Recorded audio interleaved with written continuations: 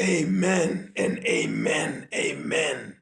Liqulo leguta bazalwane number 46. Liqulo leguta number 46. Lizwakele izwi lakhe, izwi lomsindisi wethu, usesonde luseduze, umhlaba wolizwile, sekubaleka amathunzi, sekudamu izinkungu,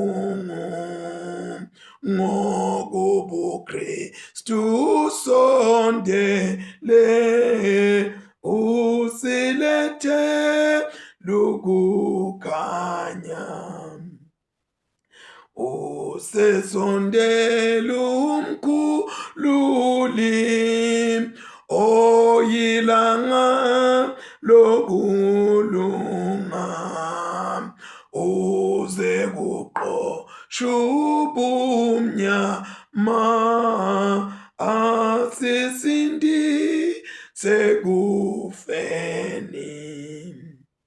Nathi-ke masize kuye, sinenhliziyo ekhalayo, sicela ukuthethelelwa zonke izono esinazo, ukuze mhla ebuyayo singaqoshwa phambi kwakhe, kodwa sivikelwe nguye ngamandla nothando lwakhe. Kabongwe ongubuthathu, uyise nayo indodana, naye umoya ongcwele, uNkulunkulu munye njalo. Amen. Asithandaze. Go before us, Lord, as we embark in this your holy word, oh God. This we pray in Jesus' mighty name. Amen. Bangcwele sesifundile tifundo tanamhlanje na ekseni, tifundo letimnanzi ngempela, tifundo temvuselelo. La khona seloku sihamba naye umpostoli Peter singakhweshi kalula, kodwa nake siqale ngemahubo, Psalms number 1 and Psalm number 2 as well as Psalm number 3. And then we also read from the book of the prophet Amos, chapter 2 from verse 16, from verse 6 to verse 16. And then we also read from the letter of 2 Peter chapter 1 verse 1 to 11. Sitawuthi nje qaphuna kancane bazalwane lapha kule ncwadi yaPeter wesibili sahluko 1. Tine ngakhulu letinto letikhona kule ncwadi yeApostle Peter kumbe lebe singathanza ukuthi sitibuke, kodwa nake uyabona kuthiwa yatsheba kakhulu ayitsheki, injalo ke leyo nto leyo uthi ibe seyisuke nje iyanona, ibe nemanoni lamakhulu, ube sothi nje uthathe nje unqane ube wenele. So ke bazalwane, asesike nathi sithathe lokho lokunqane esenele ngako namuhla ekseni. Sitawusho ukuthi sisuka lapha khona umpostoli Peter abekakhuluma ngalabasakatekile encwadini yakhe yeqala, basakatekele emaveni onke abakhuthata abanika neline lokuthi kufanele baphile njani basethi hambi kuleyo mave noma kuleyo dodi indzawo labakito fanele kuthi bende njani ngenkambo yabo ukuze kuthi labanye abantu badonseke bede kuKristu ngendlela kumbe lesitawuthi baphila ngayo. Lana ke namuhla lala sikhona khona lesahluko sesibili lo 2 Peter lesahluko sekuqala ubuke kakhulu isiqiniseko sempilo yebuKristu, the sure Christian life, impilo yebuKristu kubukwe yona ke kakhulu la sitabe sichubeka khona namuhla. And ke umpostoli Peter lapha masimbuka ukhutsata impilo yekumati uNkulunkulu nempilo yokuthi uNkulunkulu yini layentile, impilo yekumati uNkulunkulu nekumbuka ukuthi simati nje yini uNkulunkulu la kwentile. Uya introduce ke umpostoli Peter lapha noma uyayithula lencwadi yakhe uyithulela labakholwa egameni lika Jesu. Makayithula umpostoli Peter uyithula kumbe ngendlela lengathi ithe pheqeleti kwehluka kancane kunanga lesikhathi abhala kule yeqala incwadi lana uthi Simon Peter lencwadi lena iphuma kuye Simon Peter kumbe umuntu athi kufunda kancane ngesiswati leverse lithi lencwadi iphuma kuSimon Peter inxeko nempostoli waJesu Kristu iyakini lenemukele ukukholwa lokuligugu njengekwethu nikwemukele ngekulunga kwaNkulunkulu nemsindisi wethu Jesu Kristu. So lana kuyangithinda ke lendlela umpostoli Peter lekabhala ngayo ufaka manje kwekuthi iphuma kuye umpostoli iphuma kuye Simon Peter lo ngumpostoli kanti kule qala uthi lencwadi iphuma kuPetro umpostoli akamfaki Simon. Kunembuto ke lothi leni nyalo Peter afake Simon angasalingisi kule ncwadi yeqala kulesibili bese kuba nemehlukanyana elomncane. Sizathu kumbe sekuqala kungahle kube nasi sizathu sekuqala kungahle bese kuthenini umpostoli Peter akafuni ukukhohlwa kwekuthi Jesu wamthatha kuphi alala khona namuhla njena ukuphi ukuphi lapho Jesu amthatha khona. Kunemhlabelo lathi ngingawukhohlwa umhlalo la satholana nawe khona Jesu. Kumqokwa kwekuthi ekhambeni kwethu singemaKristu sihlale njalo sirecalla kwekuthi Jesu sahlangana njani naye, ngangingubani ngalesikhathi ngihlangana naJesu. Singajaki kuma titles kodwa sikhumbule kwekuthi ngingasi umfundisi nje Jesu wangithatha kuphi, ngingasi umKristu nje Jesu wangibutha kuphi. Kunemhlabeleli wasesheshe uthi ngibuthiwe ngosawa kho ngoba sibuthwe from somewhere sasesiyalethwa. Athi umpostoli Paul athi nine lebeningasiso sife, nine lebenikade nisebumnyameni sidukuda ebumnyameni kodwa manje sesediwe saba bantwana bakaNkulunkulu.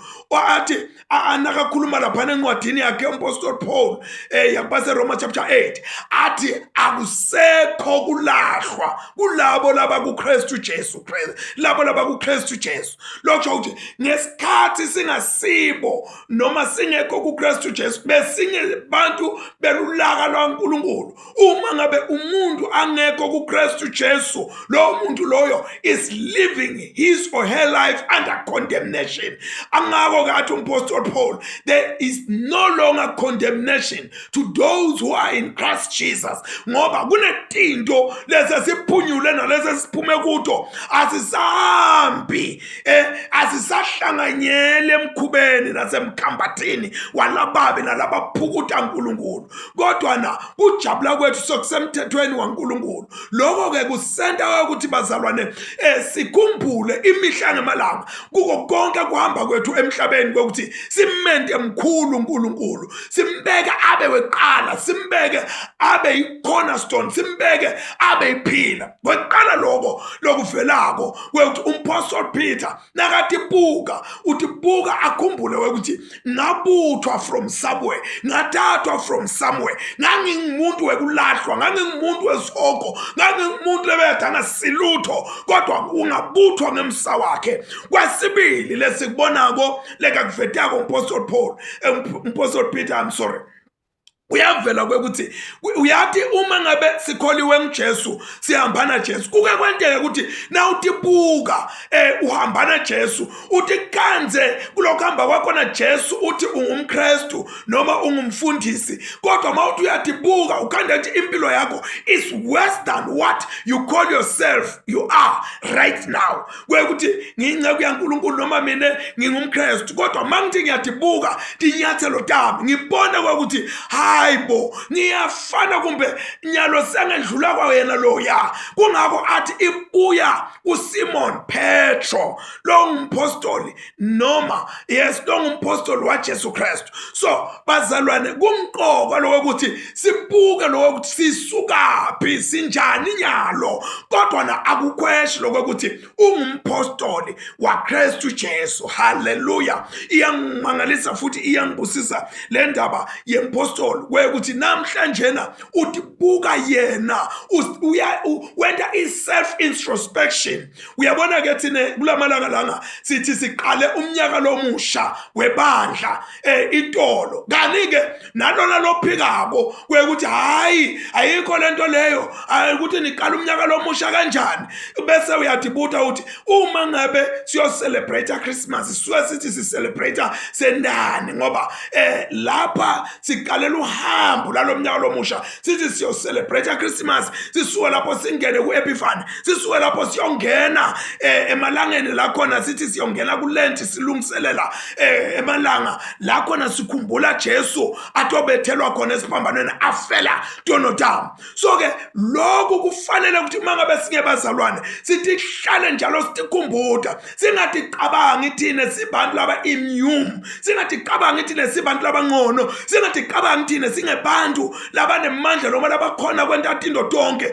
singathi cabanga ithine sibuka labanye abantu sibabukele phansi sikhumbule ukuthi impilo lenzala kungenteka ibuye isihile noma isigile sisahamba kulendlela kungawo umpostoli akuveta lokho ukuthi mine nginguSimon Petro ingceku noma umpostoli waKristu Jesu and leli gama leli le Jesu amnika lona umpostoli Peter lalisho ukuthi umpostoli Peter okanye Simon yalo sengithi wena Peter ngithi you are a rock lokho uthi uJesu makakhuluma lamagama la bekathi you are a rock the way you think ulidwala the way you behave ulidwala so ke umpostoli Peter uyatibuka emcabangweni yakhe ukuthi ingabe ngicabanga njengalo yini lidwala ingabe ngenta njengalo yini lidwala kungako afika la khona athi lencwadi iphuma kuSimon Peter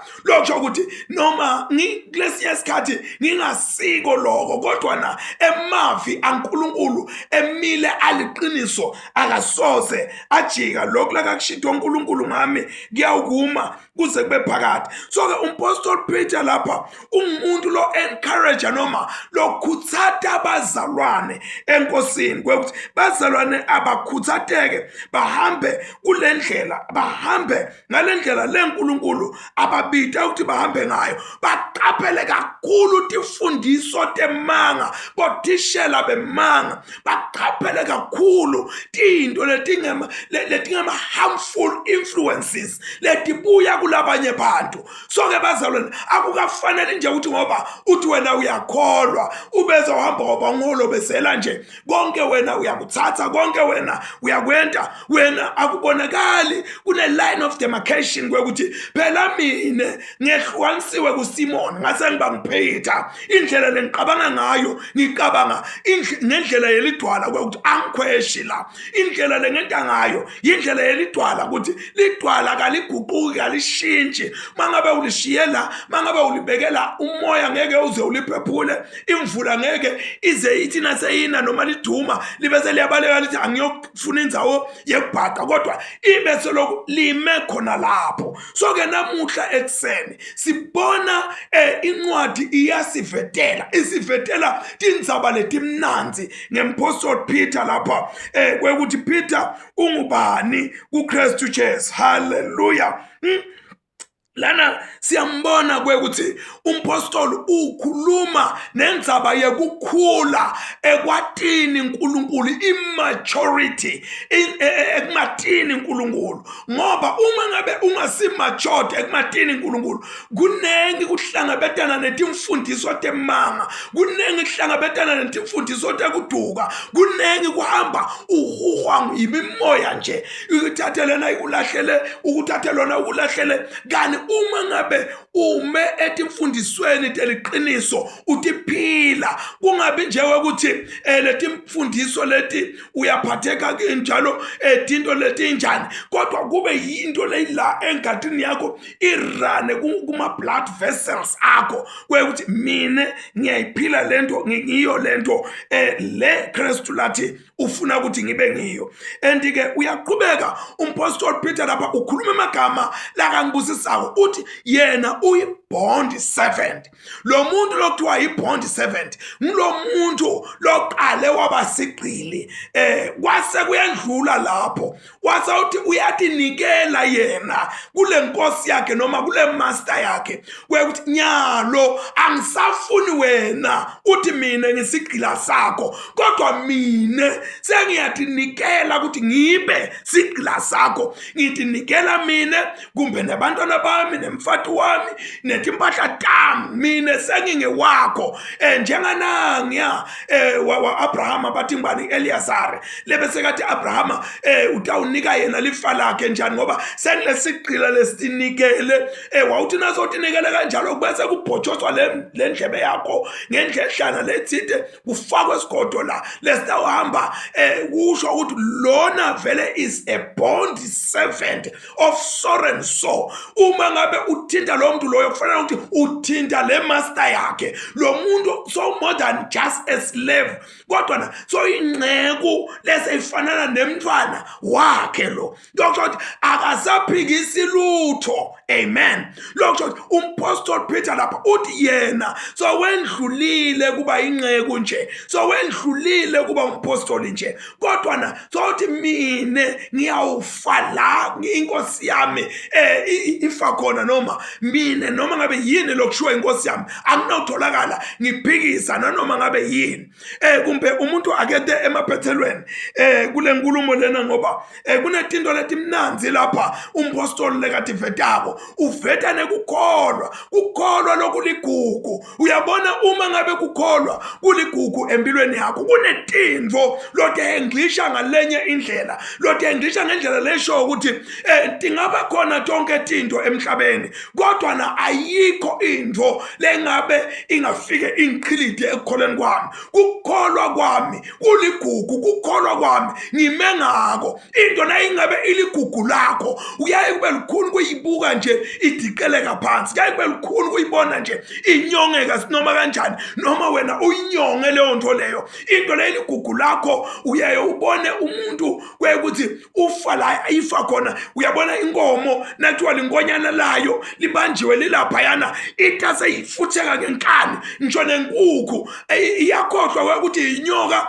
noma ngiloheya noma ngumuntu itase ihahaba ngelitubane, ngoba lento iligugu lapha kuyo lenkukhu noma lapha kuso lesilwane. So ke lokukholwa lokuligugu kusentela tinto letinkulu enkulu etinto letinkulu uyabona ke into lenkulu akusiyo into lelidwala into bayinkulu uyabona ibe inkulu into kodwa ingabi ligugu kodwa ikhona into ibe inqanyana njenge diamond noma njengeligolide kodwa leyo nto leyo ibe ligugu lengangena la kikini kodwa umuntu afuna ukubulala noma bafuna ukusonda abakusondele yona ngake ngefa lesinye story angathi noma siqiniso noma sinjani kodwa nasiyeva ukuthi kwakhona lomunye beka netinyo lakhe leligolide lapha so yagula ke nakagula kubonakala lapha enesibhedlela ukuthi awu lo muntu utasuke konakale mana hambe naleligolide lapha njani bangani bakhe beta ngalinye langa kwangathi batomvusela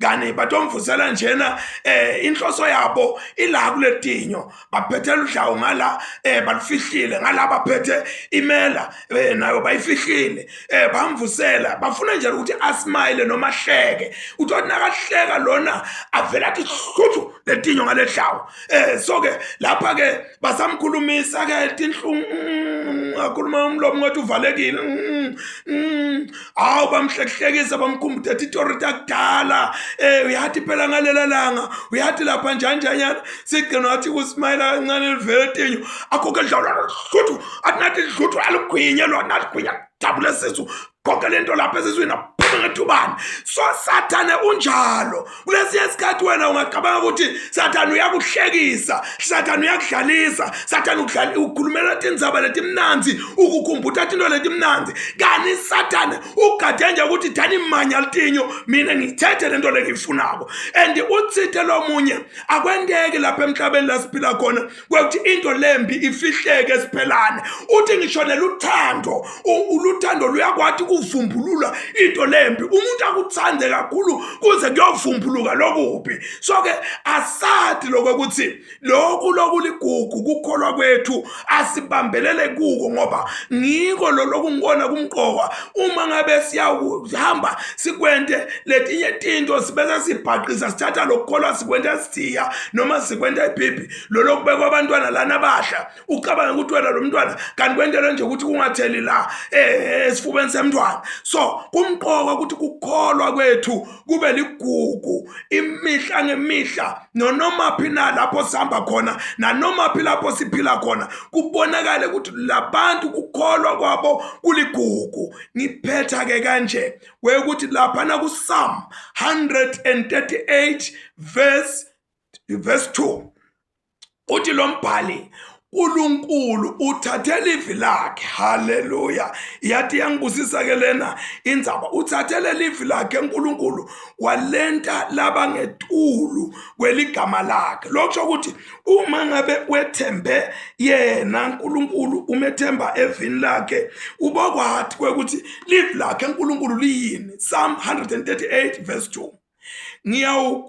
2 khuleka embikweli thempeli lakho lelingcwele ngibonge libito lakho ngenxa yemsa wakho nekwethembeka kwakho ngobe libito lakho nelivi lakho uliphakamise ngetulu kwako konke lokho ukuthi lelivi lakhe uNkulunkulu uliphakamise laba ngetulu kwako konke uma ngabe ulethemba lelivi ungalingathithi ungethembeli kumbe ekuhlakanipheni kwakho nakuphi na wathi ukuthi uNkulunkulu wende livi lakhe kuphela kwekuthi libe ngetulu kwetinto tonke bese ke athi ku Romans chapter 3 verse 4 cha akusho lokho uNkulunkulu wethembekile noma bonke bantu bangaba nemanga njengobe kubhaliwe ukuthi kukhuluma kwakho kuyawubonakalisa ukuthi uneliqiniso nawubekwa licala utholakala umsulwa so lana uNkulunkulu nguye kuphela lophethe iqiniso kodwa bonke bantu lisho njalo bonke abantu bangaba nemanga kodwa uNkulunkulu nguye kuphela lophethe liqiniso. Let us pray. uNkulunkulu babelo sezulwini siyakubonga ngoba umise tonke tindvo lesitibonako ngelivi lakho nangenhlakanipho yakho wadala ngose umhlaba nemazulu wabeka tinkanyeti etulo esibhakabhakeni, wadala lwandle nekujula kwalo, wakumisa kwasephakadeni. uNkulunkulu wethu lo mangalisako leto tinto Nkosi nasitibuka, akekho umuntu langadenti athime njengoba wena Simakathe watimisa. Akekho umuntu longathi yala tente lokho wena Simakathe lothi na uyala tikwende. Kodwa uNkulunkulu wethu lona amandla onke lokusijabulisako kwekuthi futhi wena uNkulunkulu ngekuthanda kwakho ungakunyakatisa nje kube kanye kunyakade konke kudzilike phansi. Siyaqela ke uNkulunkulu wethu lona amandla onke kuthi singanciki kokwethu kwazi nokuqonda, kodwa uNkulunkulu sikufune mihla yonke le. Kuba uNkulunkulu wethu lona amandla onke sithembele kuwe, ngoba wena ulithemba laphakade. Onke amathemba akhona ayaguga avuthuluke njengengubo, kodwa wena uNkulunkulu uyawuma kwanaphakade. So sitshengisile Nkosi umpostoli Peter wekuthi nakuba sibitiwe lapha ya asikhumbule ukuthi wena uNkulunkulu usibite kuphi, futhi asihle sihlala njalo sisibuka Nkosi ngendlela lesiqabanga nalesenta ngayo ukuba singoyini lokho wena uNkulunkulu lothithe singiko, kuze ukuthi uNkulunkulu wethu lona amandla onke sihambe emhlabeni lidunyiswa libhajatwa lakho lodwa ligama Kristu manje nanini. Amen. And the peace of God that passes beyond all understanding will continue to keep our minds and our hearts in the love and knowledge of God and of His Son, Jesus Christ, our Lord and Savior. And the blessing of God Almighty, Father, Son, and the Holy Spirit will remain with us all now and forevermore. Amen. Thank you. Thank you. Thank you very much, Bazalwan. It's just a warm and a kind reminder kwekuthi bazalwane bam silapha emhlabeni nje kunalento lekhona phakathi kwethu, kwekuthi bazalwane asikhumbule ukuthi sisempini siyalwa. Kulesinye isikhathi iba khona i-knockdown, but let it not be a knockout. As long as you live, if you have been knocked down, just pick yourself up and put yourself together and then continue. Ungalahli lezo khali, ekufeni uzawuqeda umsebenzi. As long as usaphefumula, noma usenkantolo, noma ubanjiwe se-correctional service, noma usesibhedlela, don't give up. Never give up. Noma usendumbeni laba kufake khona, noma la ufake khona kugula, never give up on God. Call upon God and God only. Akusiyo amayeza enyanga azokuphilisa, is God. So put your trust in God, put yourself together and stand up and worship the God that created the universe. Amen and amen. Be blessed, bantwana basekhaya, as you carry on with the day. Babelolungile sesibongile Nkosi lo musa wakho.